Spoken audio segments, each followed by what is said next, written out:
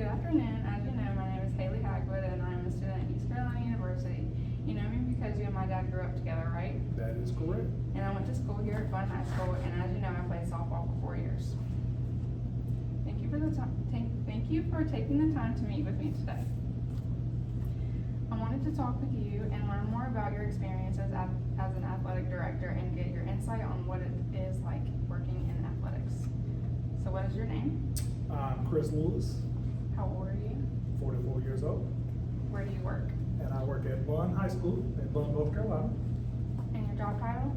I am a health and PE teacher and athletic director. And what is your job description? Basically, the health and PE stuff is, teaching health and PE and athletic director. I oversee officials and eligibility, scheduling, things of that nature. Okay. What are your job duties? Well, I'm at every home event that we have, from start to finish, because I have to bring the money box and take the money box back up. Just kind of oversee the event, make sure nobody gets out of hand, stuff like that. Okay. How long have you been an athletic director? This is my 11th year as athletic director. Is this the only place you have worked since you graduated college? I worked at the Bunn Middle School for 4 years, and then after that, I came to Bunn High School and have been here ever since. Okay. Where are some other places that you considered working at? I never really thought about working anywhere else. I grew up in Bunn and went to school here, and that's where I want to be. So. Okay. What do you enjoy most about working with student athletes? I would say what I enjoy the most, just watching them grow. It's real cool to see them come in as freshmen and as they grow and get older, how they change, how their attitudes change, how they change physically, the time that they put into their craft, what correlate that between how much time they spend and how much better they get versus, opposite. Don't spend a whole lot of time, don't get a whole lot better. Mm-hmm. So it's neat to see the progression from where kids start at to they graduate. What made you want to become an athletic director? Well, I really didn't want to become an athletic director. I was a football and basketball coach first. And then our athletic director left in 2014. Position came up. A lot of the coaches here wanted me to apply for it, so I did. Ended up getting it. I don't coach anything, I just do the athletic director part. So. Where did you go to college? I went and got my associate's degree at Lewisburg College in health and PE, and then I went to East Carolina and got my bachelor's degree in health and PE, and yeah, that's pretty much it. What is a typical work day like for you? So we start our school day at 8:15 is when the kids are supposed to be in class. But I have first period planning, so from 8:15 until around 9:45.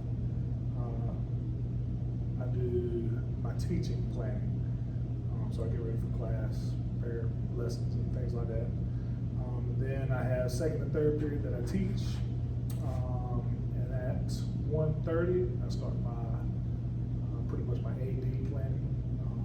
So then I check on fields, make sure we have officials if we have games, make sure everything's clean. And then at 3 o'clock the bell rings for the kids to go home, and we start whatever athletic events we have that day. So. What are some daily challenges for you?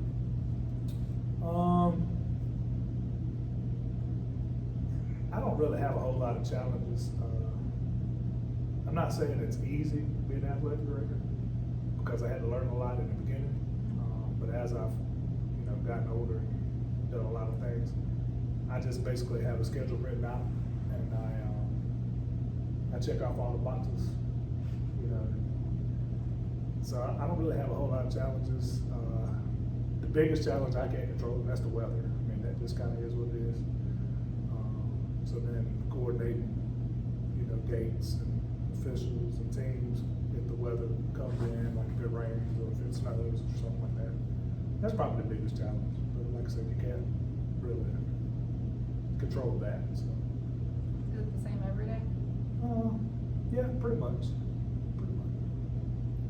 What are some major challenges you have encountered? So I'll give you two things. In the middle of the season, one year we had a coach that got fired, so we had to really scramble to figure out what we were going to do for the remainder of the season.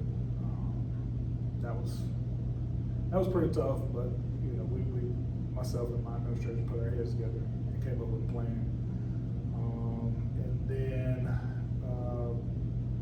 one season we had a swimming season going, and some reason all of the kids ended up getting sick at the same time, and we had to juggle a lot of the events. Ended up having to fold the season because we didn't have enough to finish the season. So yeah, those are just two examples of challenging things that occurred. What have been some changes in the job industry over time?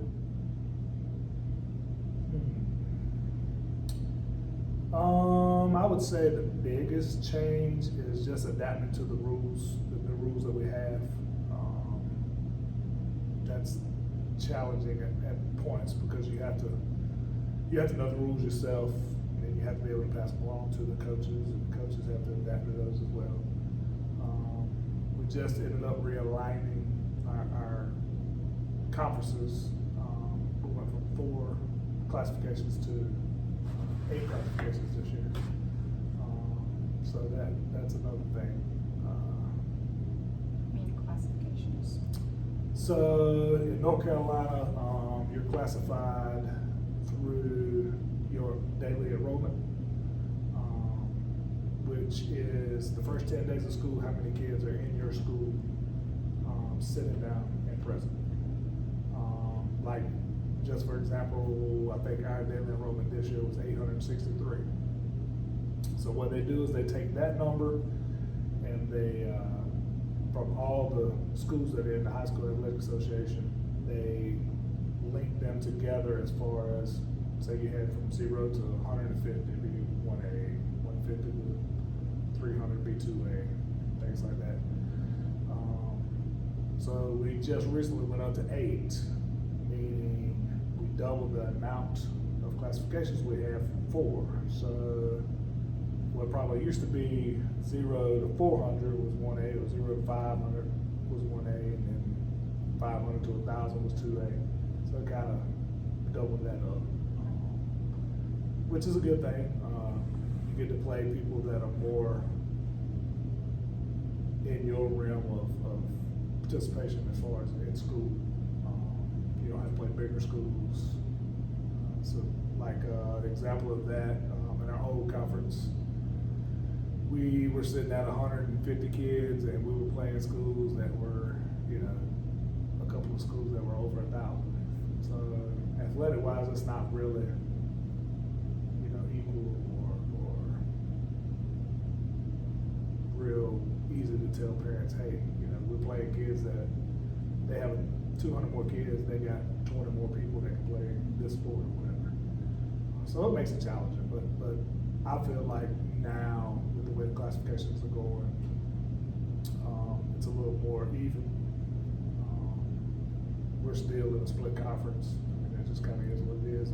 Where our school is located, you know, we're in the East, so not a lot of Eastern teams are 4A. That's what we're classified as. So we're in the 2A, 3A, 4A conference. But those are really the closest people around us. So. And with the bigger schools, they have more opportunity to have better players. Right. Well, I mean, not necessarily better players, but they have the ability to draw from a bigger pool to maybe get that better player. Maybe more better players, I guess would say, would be the answer. So they're a little more competitive with the bigger schools than we would be with them, because we don't have the same pool to draw from. So, yep. What have been some changes in the job or the industry over time?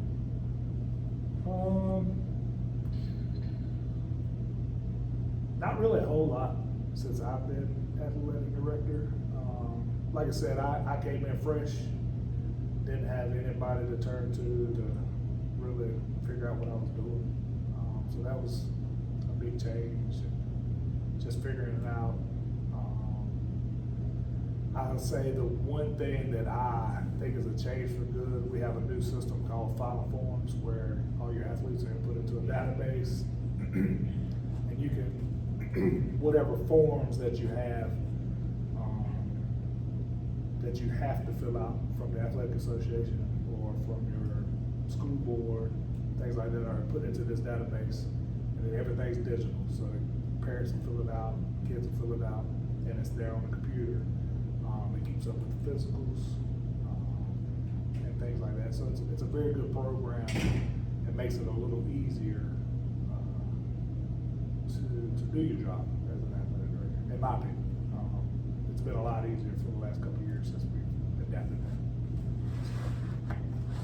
What do you believe the future of athletic industries looks like? I believe sports in general are going to always be around. I think changes are coming in to probably also like high school football. I don't think maybe in 20 years, I don't know that football will be the same like it is now. Everything's leaning more towards flag football, basically because of the concussion stuff that happens, the injury, the impact on your body and things like that. I think that's probably going to change. But as far as the other sports, I don't really see a big change in that.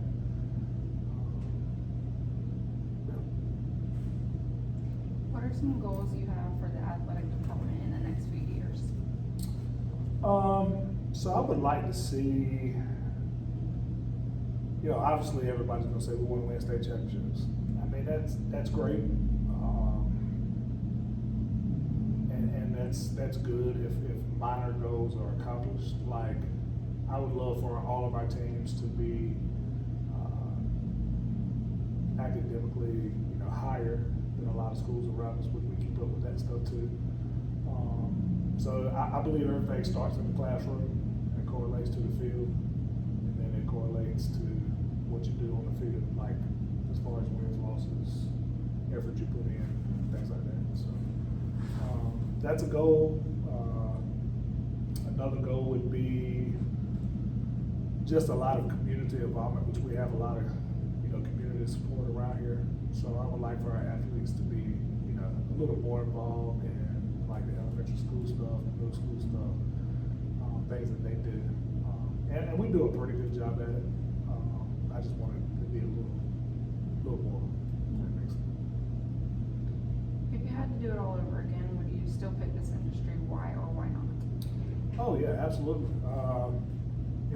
Growing up, I always wanted to be a coach. I played 3 different sports. I played football, basketball, baseball all the way through high school, and wanted to continue that in my adult life.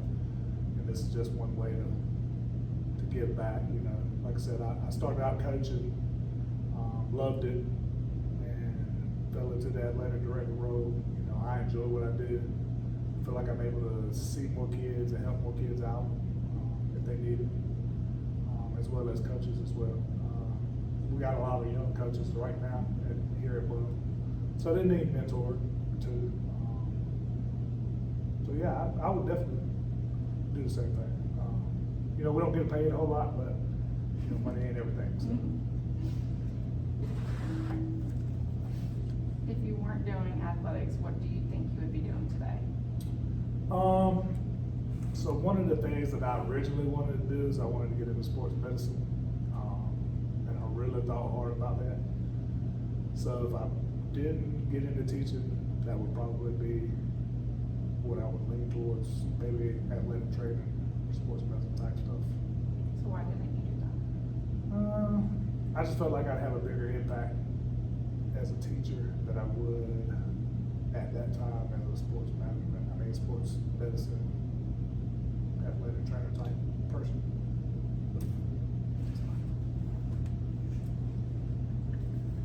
Give me 1 second, let me turn the light down. Okay. There we go. Sorry about that, we have automatic light. What advice would you give someone looking to get into this industry? I would tell someone to know, so if they want to start out as an athletic administrator or athletic director at the high school level, just know you're not going to get rich off of it. But you have to start somewhere. I tell everybody all the time, it's not, what you know necessarily is who you know. So if you get your foot in the door and you can network with different people, then you can kind of grow, if you want to do that. Me personally, I have no desire to be a college athletic director. And I know a couple, I played ball with the athletic director at Wesleyan. Your dad did too. I have contacts, but I have no desire to do that. But just know that, you ain't gonna get rich. It is rewarding, and it is a lot of time. So you have to figure out, what you're gonna do as far as if you want a family. When you get a family, you got to kind of balance that time. So you got to keep that in mind as well. But it's very, it's rewarding, and it does get tiresome sometimes. But I think that comes with the job. So. What do you wish you would have known before beginning work in this industry? I just wish I would have known something. Like I said, I when I got hired to do it, I had no direction. The athletic director before me left no direction, and that was it. So just a direction of where to go or where to start would have been great. That's what.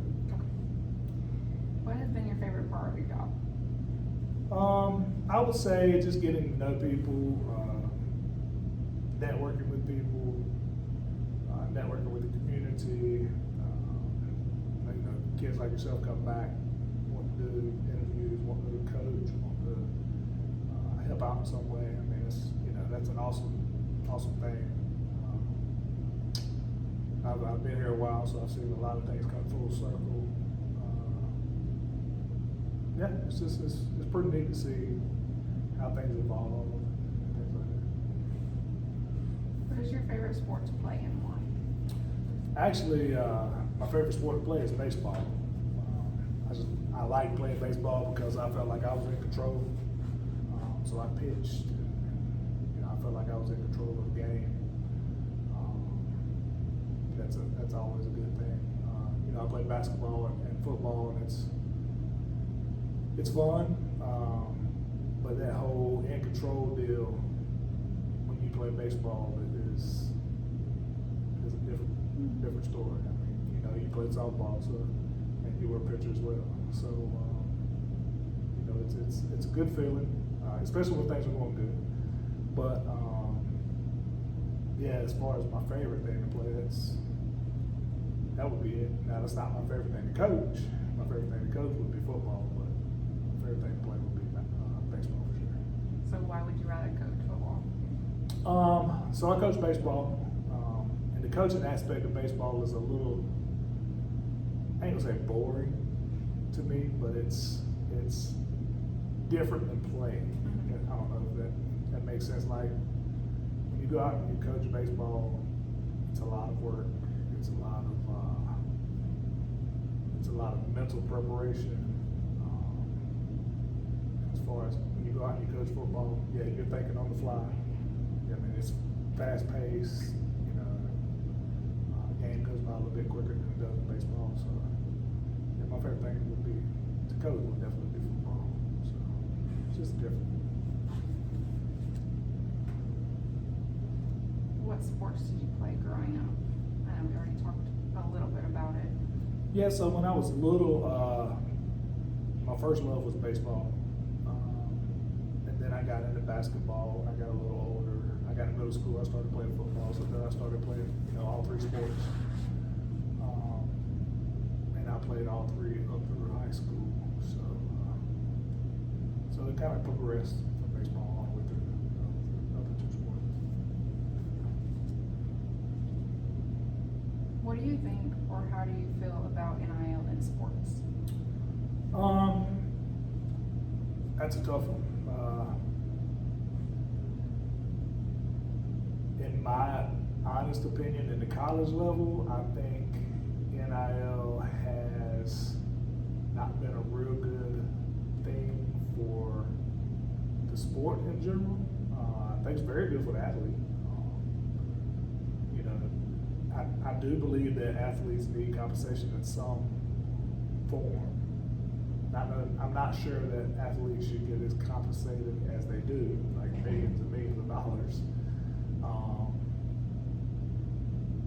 But as far as the sport and NIL goes, it is definitely like even the playing field. You don't have, you know, one or two teams that's going to dominate, because if you got, you know, boosters with a lot of money, they can pour into your program, and you can also, you know, build that program that way. So it's made it a little more even playing. You still have your 15 or 20 teams that are going to be really good in every sport, but it's evened it out for the rest of the people, I guess. Now NIL in high school, different story. It's not quite as involved as it is in college, but it's there. We have I think a lot more strict rules than the college level does. So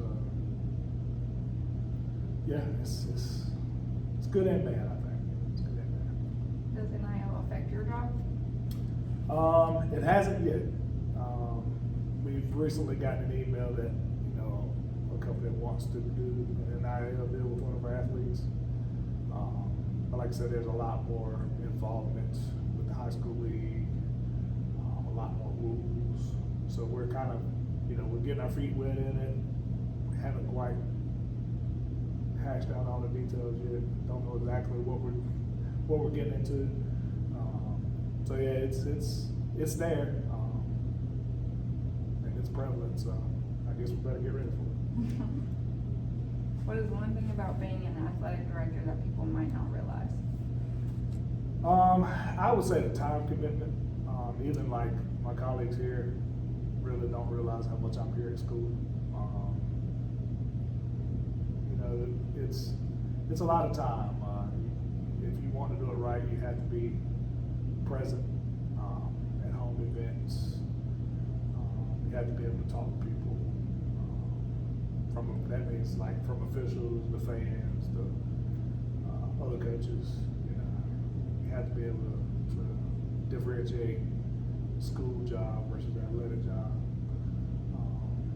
So I would say time commitment. Like I said, I'm here. I don't get paid to be here during the summer, but I'm here a lot during the summer, just trying to get ready for the next upcoming year. And I don't think people really realize what all that entails.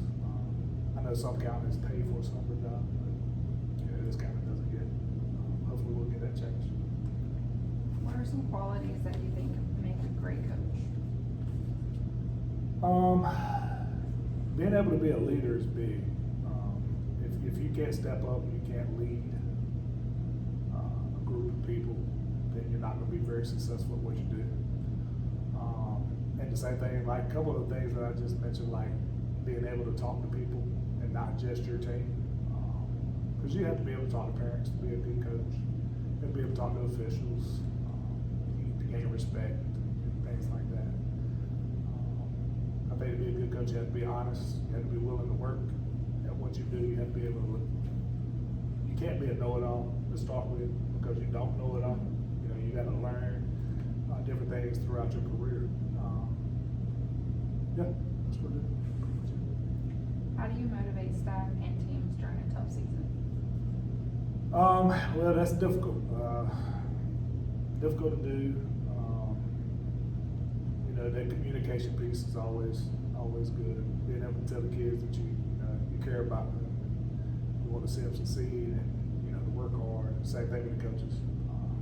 Because sometimes the coaches fall into a deep rut like the kids do. I mean, it's just human nature. So you have to be able to pick people up. You have to be able to maybe, I don't know, encourage them in different ways. tough season going on, we might try to buy the kids a shirt or something like that, just to kind of pick them up a little bit, let them know we're still with you, that kind of thing, so. How do you celebrate athletic achievements here? So we do, Coach Ray Nail is our social media person. And he does a really good job on our social media websites of celebrating, achievements, team and individual wise. We have banners in our gym every time someone wins a conference championship. We put the number up on the banner. We will buy championship T-shirts, just things to keep people motivated and to see that the team had a really good season. We try to put that out there. Like I said, Coach right now is great at it. I mean, even if a team loses, he'll always find a good picture to put on social media, things like that. So. What is the hardest part of your job? Well, I had 2 young kids, so trying to balance them and the time here is very hard. Which I try to, bring in there, not everything, but a lot of things that we do here. Try to keep them involved, and they love sports too, so they like watching it. All the teams know who they are, but it's very challenging because they're young. 7:30 bedtimes when you got a basketball game in the 9:30. Sometimes you miss bedtime, so it's hard on my wife as well. But we make sacrifices and try to make it work. What, if any, social media do you use to promote games, game schedules, wins, or losses? So like I said, we use Facebook, we use X, we use Instagram, we use all those sites that all the kids are hip on, and even the adults as well. We put up a lot of graphics. We do put wins and losses. I mean, it's no need to celebrate every win and not let people know, hey, we had a tough night. It happens.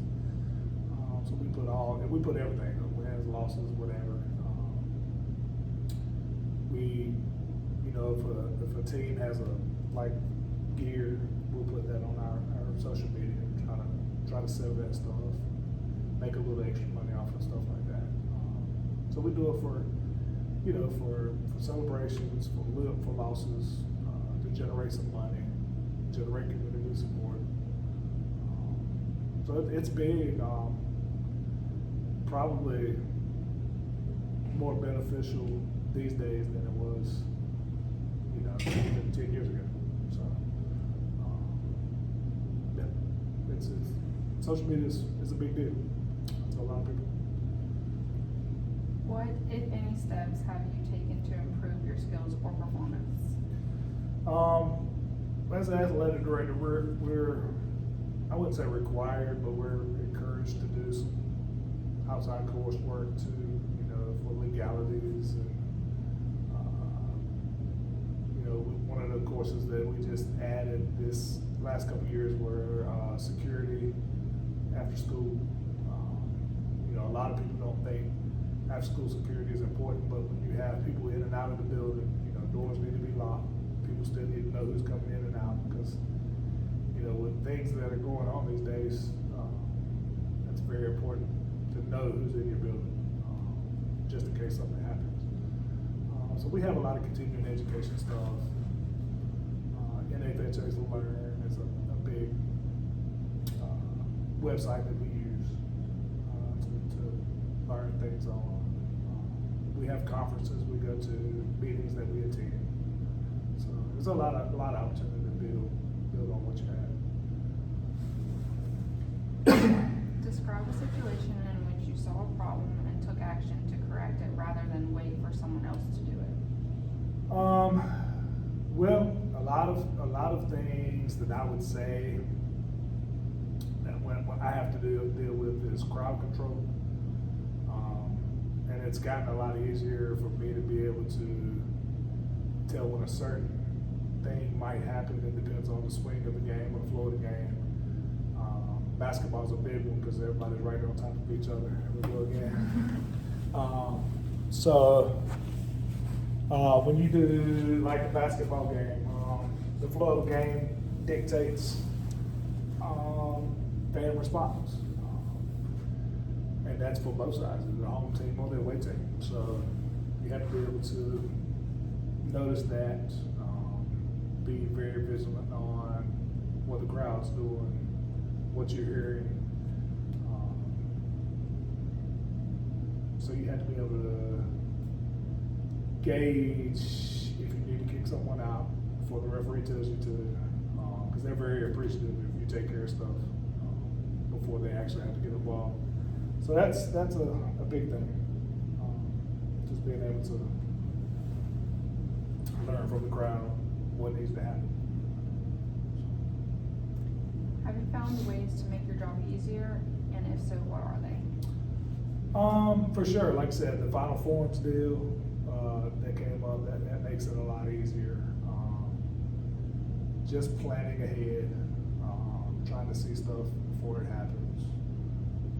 I have I have three, I wouldn't call them assistant ADs, but I have three people that help out a lot. You know, Coach Raymel helps out a lot, Coach Keith helps out a lot, and Coach Murphy helps out a lot.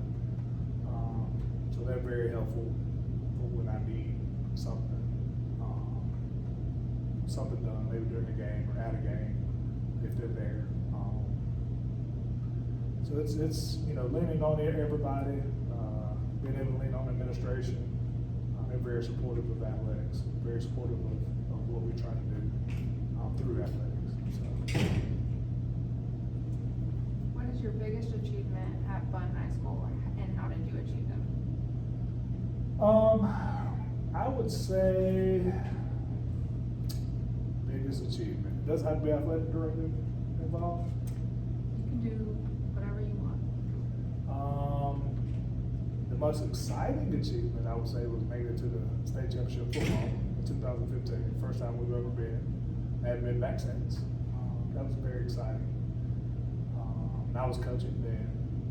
It was real exciting to be able to go to basketball state championships when I was in school. That was a good experience. As far as being an athletic director, we've been to a couple of state wrestling championships. That was pretty fun. I just being a part of everything that happens, good or bad. It's all exciting. Just depends on what you make of it. Describe the time you decided to take a risk and you were glad that you did.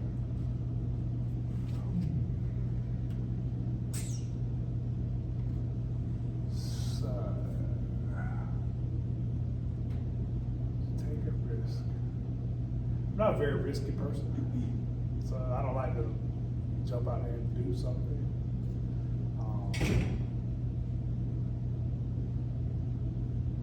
So I don't really have a good answer for that question. I don't feel like in this job it's a very risky type job, unless maybe hiring someone.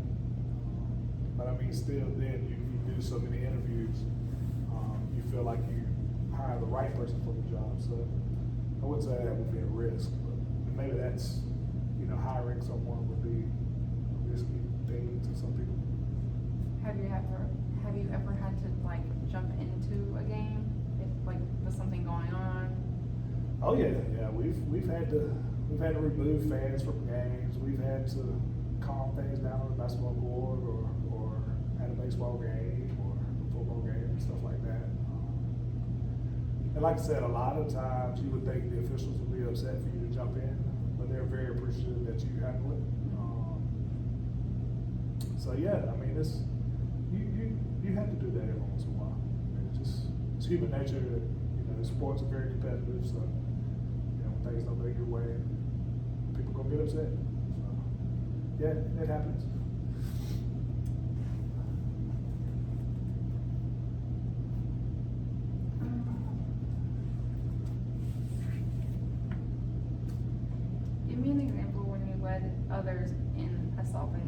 solving a problem? So my principal and myself have a very good working relationship. So if there's a problem that comes up in athletics, I bounce ideas off of him. You know, if we have a bus issue or you know, a weather issue, like if I think the weather's going to be bad, I'll always consult him to see what we may need to do or may not need to do. He's pretty level-headed about, you know, being able to participate in the game when I have a game. So I would say, you know, bouncing stuff off my principal would be a big one there. Tell me about a time when you effectively handled an internal or external customer complaint.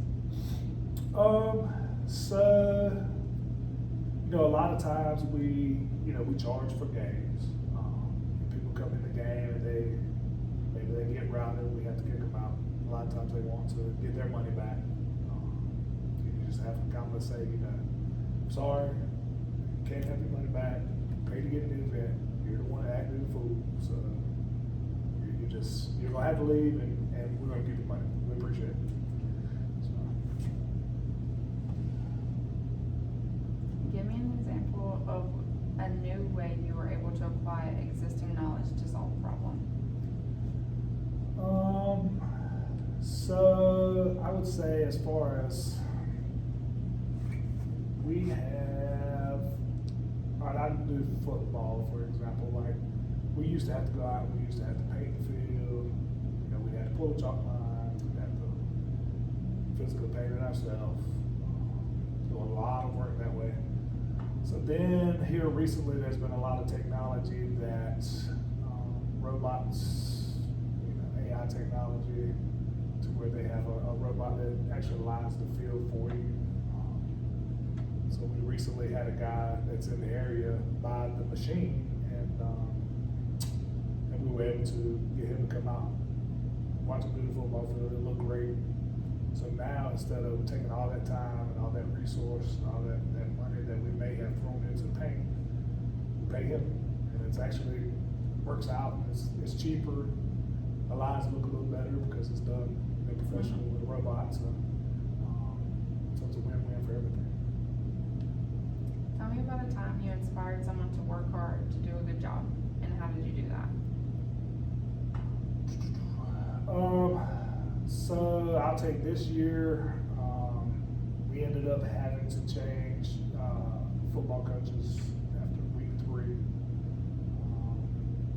Very new teacher that we have here. Basically, the only other person we had on staff that was on football staff was a former player.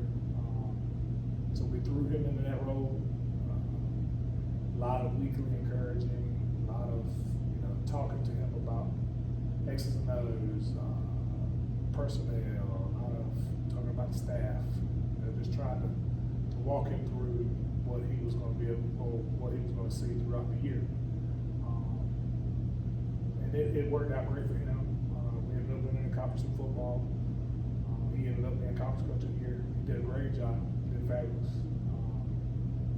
So yeah, that was the time. What techniques have you learned in order to manage others? So What techniques have you learned in order to manage others? all of my coaches will say I'm a passive aggressive person. So I send a lot of blanket emails when I'm really talking to just one person, and they really get on me about that, but that's fine, whatever. I think the person that I'm talking to knows who I'm talking to. But yeah, a lot of the coaches will say that I'm very passive aggressive in that manner. But that's just who I am. So. In your professional career, what is the most unique or creative idea you've ever contributed? I'm not going to necessarily say an idea. I've always been taught to leave a place better than when you found it. So we're doing a lot of facelift stuff, like to the gym. We've done some stuff at the baseball field. Done a few things at the football field to make it look better. Doing some stuff at the softball field now to make it look better. So just, I would say, not an idea, but you know, just leaving the place better than when I found it is a big thing for me. And you know, that's in appearance, that's in program wise as well. So that's basically the kind of motto I have, you know, live it better than your family. Give me an example of how you have specifically set an example for another employee. I'll repeat that one time. Give me an example of how you have specifically set an example for another employee. Oh, boy.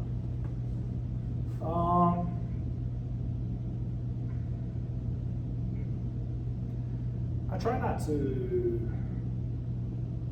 meddle in their coaching a lot. So I don't give a whole lot of advice as far as coaching goes. Because I believe we hired them to coach and they need to coach what they do. I would say a lot of it is maybe getting paperwork in on time. You know, coaches that struggle with that, just encourage them to get it in on time. You know, some incentives that we put out there. So yeah, mainly paperwork stuff, because like I said, I don't like getting involved in their what they do day-to-day stuff. So. Tell me about Tell me about the most you've ever done to try to satisfy someone. So, you know, you always have that one parent in every sport that is overbearing and wants this and wants that. So I'm not gonna say I try to satisfy them, but I try to appease them, if that makes sense. Like, I listen, but I listen to what I want to listen to, Mm-hmm. and I'm gonna do, basically, I'm gonna throw them a bone so it looks like I'm really taking heed to what they say. So I would say, you know, as far as just parents in general that are very outspoken, you have to be able to talk to them in a manner that makes them think that you're very interested in what they really want to say, even though you might not be. Is there anything that you can think of that you want to add or that I have not asked you? I don't know if there's anything I'd like to add. You know, like we discussed, it's very, what I do is very time consuming. It is rewarding. You have to be able to balance life in school, life and work. You know, just like any other job. You know, sometimes it may be 7 a.m. to 10 p.m., but you know, you got to figure it out. With your family, you got to, you know, do things. And with the administration as well, because sometimes my personal stuff will let me go home and put my kids to sleep and come back. You know, things like that. So, you know, time balance. But like I said, it's fun. I have a good time most days. Sometimes it's not as fun as others, but I think that's in every job that you do. So that's about it. Last question. Mm-hmm. Who has been the biggest influence on your career and why? On my career, honestly, as far as the athletic director goes, I would say Erica Wammick down up in Lewisburg. And I say that because if I have a question, I can go to her, and usually we can figure it out together. If she doesn't know the answer, most times she knows the answer straight up, so she's there to tell me that. But she's been very supportive. I know, you know, it's kind of weird that my biggest, you know, mentor is also our biggest rival, but you know, I look at it that way, but I don't. Because we're colleagues, so yeah, I'd say Erica's probably been my biggest role model, I guess you would say, as far as athletic director. All right. Thank you so much for taking the time to talk with me today. I really enjoyed learning more about what you do and your experiences and what you love most about your job. I learned a lot. All right, thank you for coming. Thank you.